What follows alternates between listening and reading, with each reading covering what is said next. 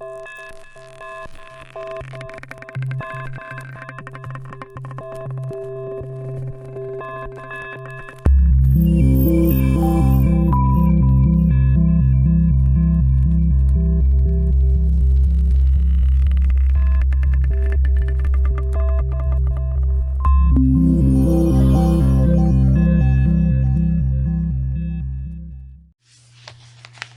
want to talk a bit tonight about, once again, the Orange Ape accommodating the Russian dictator while stabbing Americans and our allies in the back. This is really getting serious, isn't it?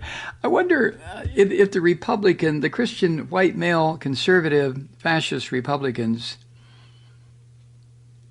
regret not convicting Trump when he was impeached. Probably not. Probably not. I don't understand those people, those men. I don't. The dregs of the Republican Party, what's left of it. I cannot wrap my mind around what they're about, who they are, who they represent. Do they really represent Americans? It's hard for me to believe. Anyway, Brian Klaas, writing at the Washington Post today, had an interesting piece from which I'm going to draw liberally. But according to Brian, according to new reporting, Trump did receive a written briefing in February.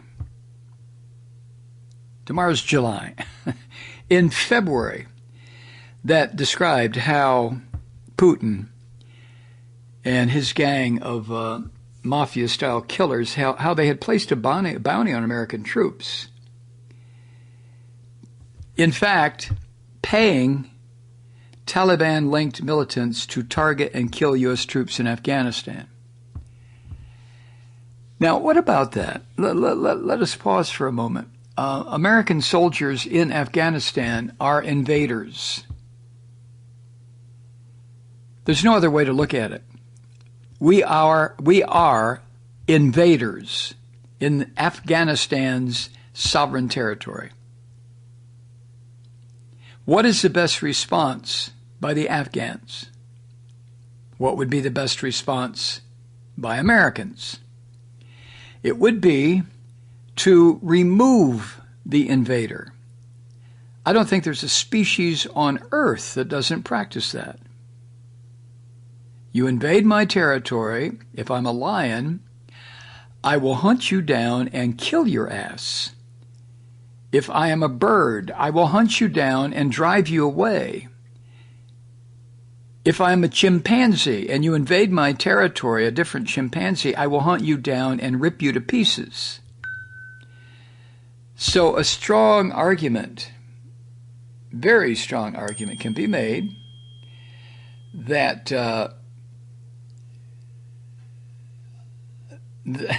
very strong argument can be made that Americans or the British or any NATO forces or Genghis Khan or the Greeks or the Brits do not belong in Afghanistan. Now, we went there for the most false reasons back in 2003. The attack on the Twin Towers in New York should have been an action that warranted tracking down the actual killers or the organizers and destroying them, if that's what we wanted to do. But instead, under George Bush, we wound up invading two countries, killing upwards of 1 or 2 million people, suffering the losses of just under 10,000 American soldiers, and for what? For a 17-year-long war. So a strong argument can be made that we have no business having troops in Afghanistan to begin with. However, When the people who control Donald Trump decide to play games with the lives of our soldiers by putting a bounty on their head, and when Trump knows about it and does nothing, why is he still the President of the United States, given this information? Or are we to believe these murderous son of a bitches around him that the orange ape didn't know anything about it? And if he didn't, is that even a stronger reason to get him out of the presidency? But we have to wait until November 3rd for that, don't we?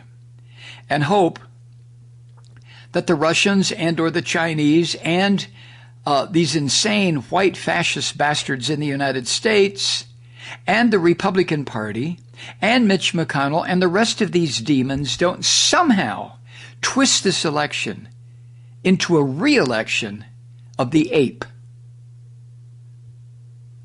So we have to wait, don't we? According to new reporting, beyond what the New York Times reported last Friday evening, new reporting says that the bounties worked and it caused more U.S. troops to die.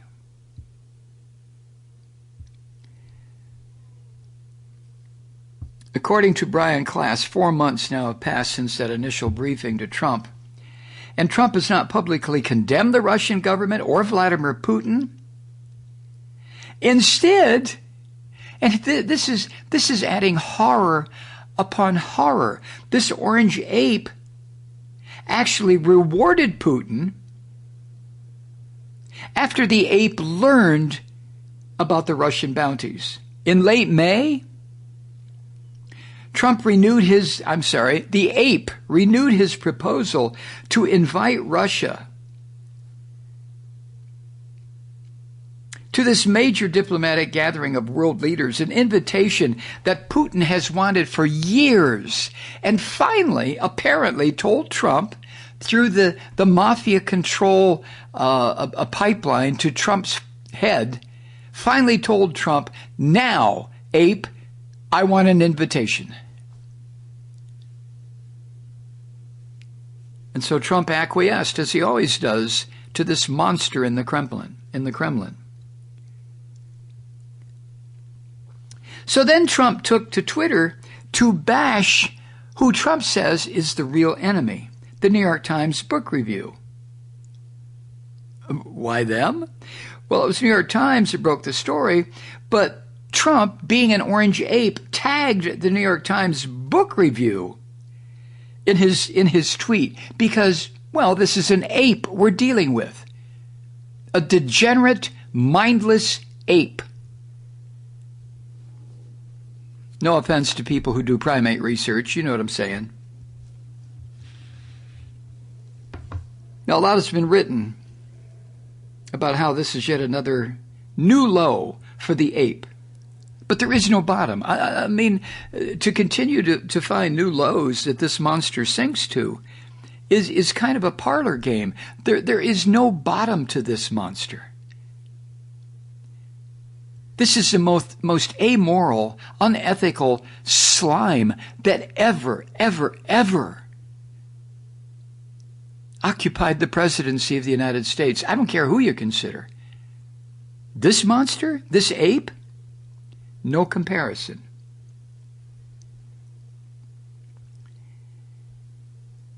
You have to be totally depraved.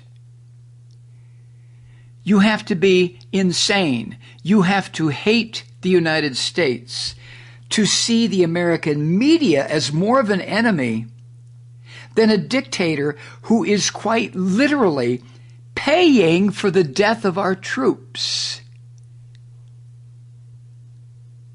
But that's what Trump is doing. Seeing American media as more of an enemy than the monster who controls him. Oh my God. Brian Kloss writes this, but the bounty story is even more devastating, not because of the political earthquake it is sure to produce at home, but rather for the geopolitical shocks it will produce abroad. So here's the truth. Most of us in this country are going to focus on the bounties paid to murder U.S. troops. That's the story for us Americans. But the underlying intelligence put together by some of the world's best intelligence also talks of bounties placed on British troops and other coalition allies. And Trump never said a word about that either.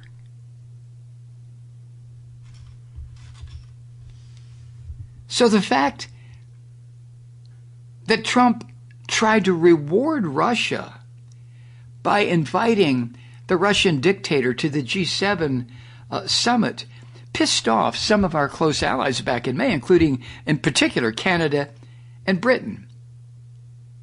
And now we know one reason. Think about how that played out in foreign capitals when those governments were aware of the Russian bounty program. We Americans weren't. The American people weren't. Because if the word would have gotten out, the orange ape would have started screaming whistleblower and treason and classified information. But foreign governments knew because our intelligence is shared. Not everybody in our intelligence community is an acolyte of the orange ape. So word got out.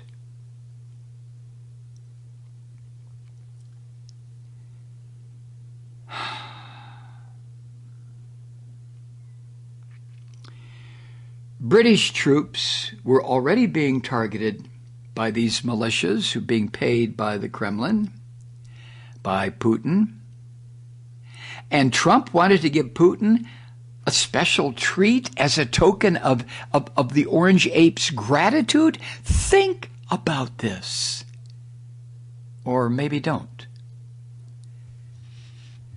So as Brian writes, once more, Trump bent over backward to accommodate his pal in Moscow, while stabbing our allies in the back. Such damaging behavior has defined Trump's presidency. He has saved some of his most toxic venom for the United States' Democratic allies while sweet-talking so many of our dictatorial adversaries. You remember the love letters? Those are Trump's words that he exchanged with Kim Jong-un of North Korea, and Kim just probably laughed his ass off about what a dick, what a jerk, what an asshole Trump was, and Putin and Duterte and Bolsonaro and Xi and all of them, all of these dictators, they would welcome Trump as a dictator, except he is so stupid and so ignorant, they laugh at him. Dear God.